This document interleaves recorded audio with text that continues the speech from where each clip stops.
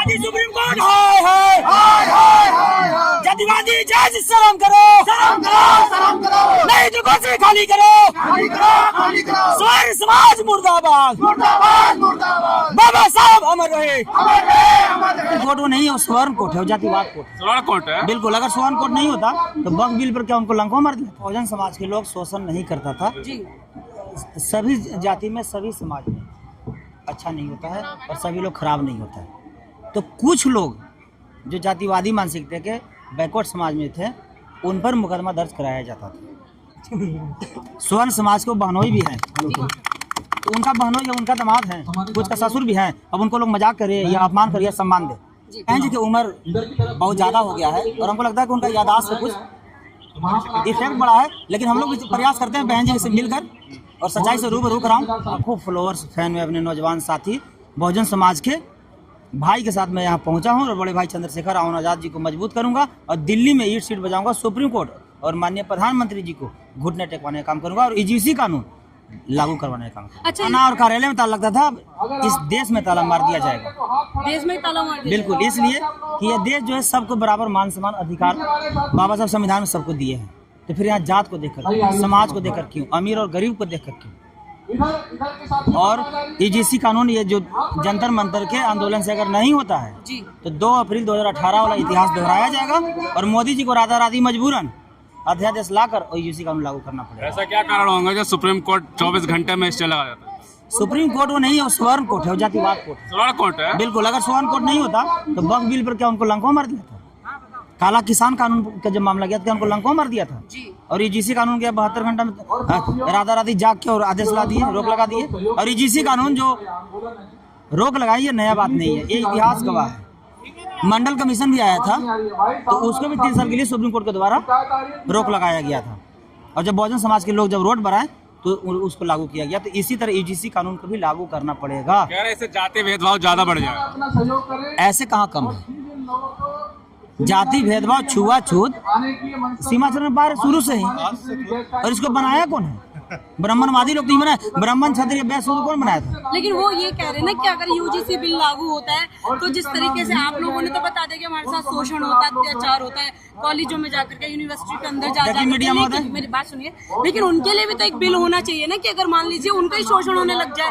आप लोगों के लिए तो यूजीसी बिल है, तो उनके लिए क्या ऐसा लाएंगे फिर आप लोग? चीफ जस्टिस आपका समाज के है जी, ये सत्ता पर कब्जा आपका है, सारा टेक्निकल सारा एजेंसी आपका है, तो जांच कराइए ना। मैं तो साफ कहता हूँ कोई भी कानून हो, दोषी बचे नहीं, निर्दोष फंसे नहीं। यार SC कानून तो है, फिर इसके क्या जरूरत पड़ेगी? बैकवर्ड समाज के क्या कौन कानून है? मुस्लिम समाज के कौन कानून है? दिव्यांग समाज के कौन कानून है? महिलाओं का कौन कानून है? सर, निरंतर आरोप लगते हैं कि दलित जो है झूठे मुकदमे, झूठे SC एक्ट लगाते हैं। तो साबित कीजिए ना। अब एक चीज़ बताइए, आप हिरन को सुने कि बाघ को खा गया, ट्रेन को सुने कि स्कॉर्पियो को कुचल दिया। ये हजारों वर्षों से जो समाज शोषण, जुल्म, अत्याचार, बलात्कार, हत्या का सामना करते आया है। हम लोग के माँ बहन को कपड़ा नहीं पहनने दिया गया था, आस्तीन ढकने नहीं दिया गया था, स्कूल और मंदिर में नहीं घुसने दिया गया था। वो समाज कहाँ से शोषण करेगा?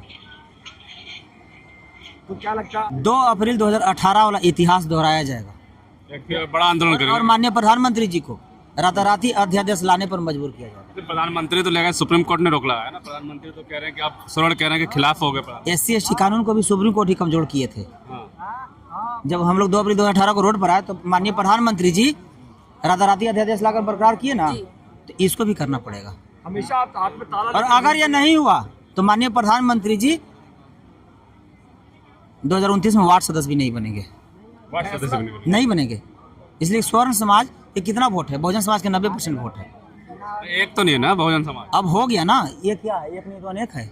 अगर एक नहीं होता तो यहाँ जो लाखों का भीड़ है, ये क्या है? एक बात बताइए, आप कह रहे हैं बहुजन समाज यहाँ पर एक हो गया। अगर बहुजन समाज एक हो जाता तो आज आपकी सत्ता होती।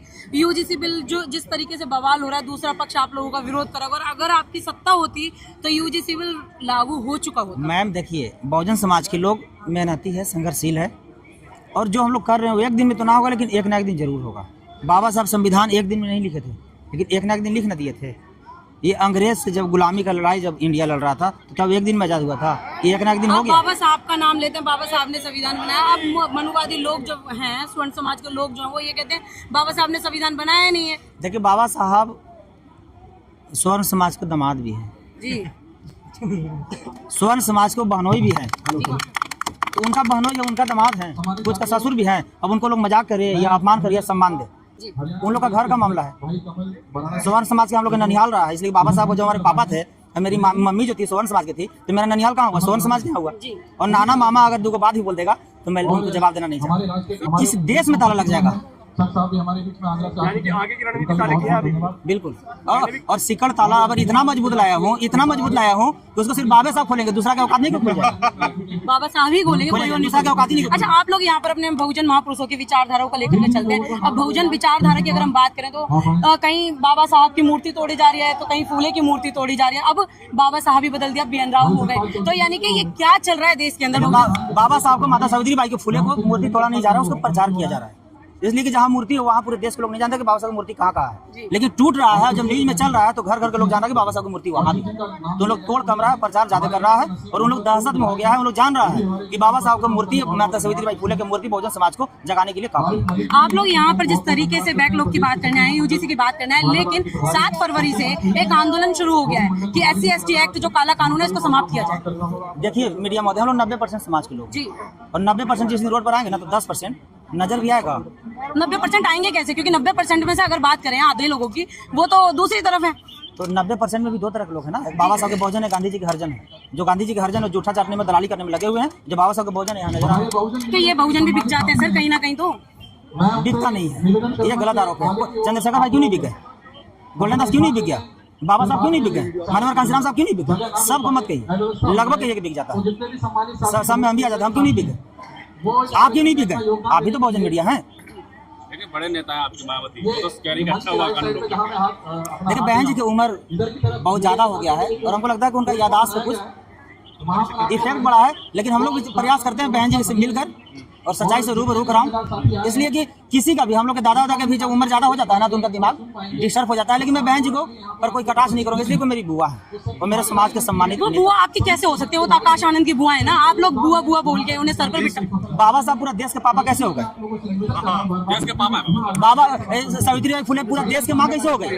आप ये एक सेकंड, दुर्गा माँ पूरे देश की दुर्गा माँ कैसे हो गई? और काली माई, देवी माई, सरस्वती माई, वो तो जो काल्पनिक है वो अलग बात है, लेकिन अगर हम वर्तमान की बात करें तो चंद्रशेखर जी भी तो अपनी बुआ बताते थे, लेकिन वो उनकी बुआ नहीं बनी। उन्होंने भी अब बाद में बहन जी बोलना शुरू कर दिया। तो आपकी बहन बुआ जी कैसे? बहन जी आपकी बुआ जी कैसे बनेंगी? बड़े भाई चंद्रशेखर आजाद रावण जी बुआ नहीं बोलना नहीं छोड़े हैं। वो बुआ से कोई लोग नहीं समझ पाता था हमारे समाज के लोग, इसलिए बहन जी बोलना शुरू किया था कि बहन जी के नाम से वो प्रसिद्ध है। इसी जगह जो समर्थन में प्रदर्शन कर रहे हैं उन पर FIR दर्ज हो रही है, लेकिन जो खिलाफ है इसको हटाया जाए। प्रधानमंत्री देखिए जो भी हक अधिकार का लड़ाई लड़ा है उसके ऊपर मुकदमा दर्ज किया। चंद्रशेखर आजाद रावण जिंदाबाद, जातिवादी सुप्रीम कोर्ट हाय हाय, जातिवादी जज शर्म करो, नहीं तो कुर्सी खाली करो, स्वर्ण समाज मुर्दाबाद, बाबा साहब अमर रहे।